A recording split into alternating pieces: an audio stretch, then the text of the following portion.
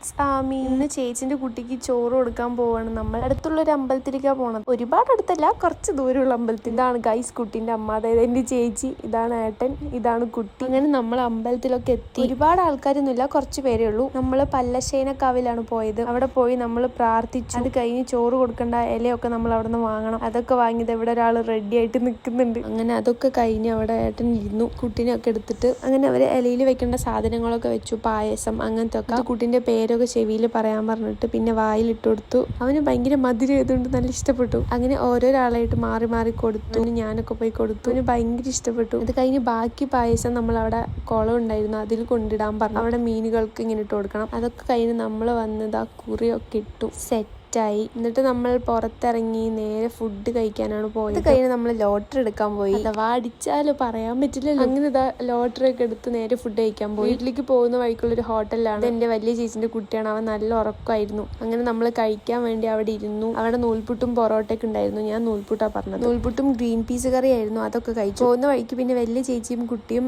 വലിയമ്മയും ഒക്കെ നമ്മുടെ വീട്ടിൽ ഇറങ്ങിയിട്ടുണ്ടായിരുന്നു. എന്റെ മാമനാണ്. അങ്ങനെ എല്ലാരും കൂടി വീട്ടിലെത്തി. ഇവൻ വീട്ടിലേക്ക് വന്നിട്ട് തന്നെ ഇല്ല. അപ്പൊ ആദ്യമായിട്ട് നമ്മളുടെ വീട്ടിൽ വന്നാണ്. അതുകൊണ്ട് ഞങ്ങൾക്ക് ഭയങ്കര എക്സൈറ്റ്മെന്റ് കഴിഞ്ഞ് അവൻ ഉറങ്ങി. അതേന് ഞങ്ങൾ പുറത്തൊക്കെ ഇറങ്ങി, ഞാനും ചേച്ചിയും ആദ്യമൊക്കെ കൂടി. അങ്ങനെ ഞങ്ങൾ അടുത്തുള്ളവിടെ പോയി വെള്ളമൊക്കെ കുറെ കളിച്ചു. പിന്നെ ഈ ഇലയിൽ കുറെ വെള്ളമാക്കി കളിച്ചു. കഴിഞ്ഞ് വീടെത്തി. പുറത്ത് നല്ല കാറ്റുണ്ടായിരുന്നു. അപ്പൊ ഞങ്ങൾ ചെയറൊക്കെ ഇട്ട് പുറത്തിരുന്നു. അങ്ങനെ കുറെ നേരം കഴിഞ്ഞപ്പോൾ അവരൊക്കെ പോയി. അവനോട് ഭയങ്കര ഇഷ്ടപ്പെട്ടതായിരുന്നു. അങ്ങനെ അവൻ വേഗം പോയി. അങ്ങനെ അവരൊക്കെ പോയി വൈകുന്നേരം ഞാൻ അർജുനെ കൊണ്ട് പുറത്തൊക്കെ. അപ്പൊ ഇന്നത്തേക്ക് ഇത്രേ ഉള്ളൂ. Subscribe my channel. Thank you.